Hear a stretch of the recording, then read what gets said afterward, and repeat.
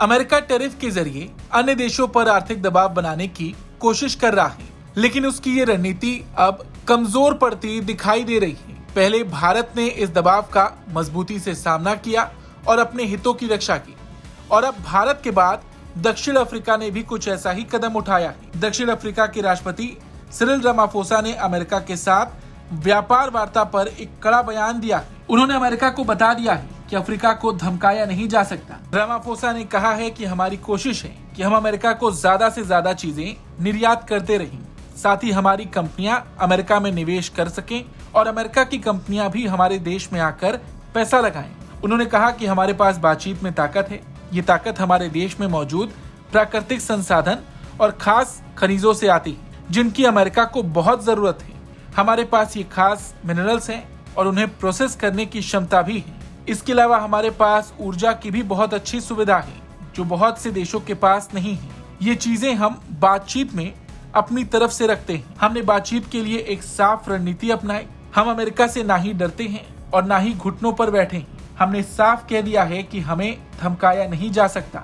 Ramaphosa ने कहा कि हम एक आजाद देश हैं और अपनी शर्तों पर बातचीत करेंगे, ताकि दक्षिण अफ्रीका के लिए सबसे अच्छा समझौता कर सकें। रामाफोसा का ये बयान ट्रंप के लिए बड़ा झटका है। रामाफोसा ने अमेरिका को अपना संदेश दे दिया है। दक्षिण अफ्रीका अमेरिका से नहीं डरता और ना ही दक्षिण अफ्रीका को धमकाया जा सकता है। आपको बता दें, ट्रंप लगातार दूसरे देशों पर टैरिफ के जरिए दबाव बनाने की कोशिश कर रहे हैं, लेकिन ट्रंप की ये नीति कहीं भी काम नहीं आ रही। ट्रंप ने भारत पर भी 50% का टैरिफ लगाया।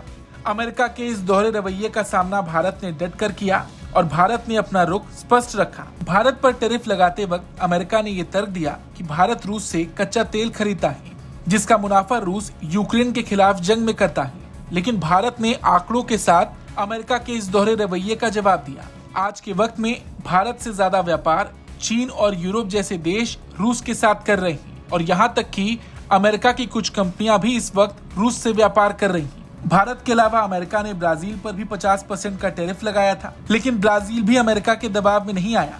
ब्राजील ने तो ब्रिक्स को बढ़ाने की बात कह दी, जिसको अमेरिका सबसे बड़े खतरे के रूप में देखता है। और अब ब्राजील के बाद दक्षिण अफ्रीका के राष्ट्रपति रामाफोसा ने भी साफ कर दिया कि अफ्रीका अमेरिका से नहीं डरता, और उन्होंने बता दिया कि हमें धमकाया नहीं जा सकता।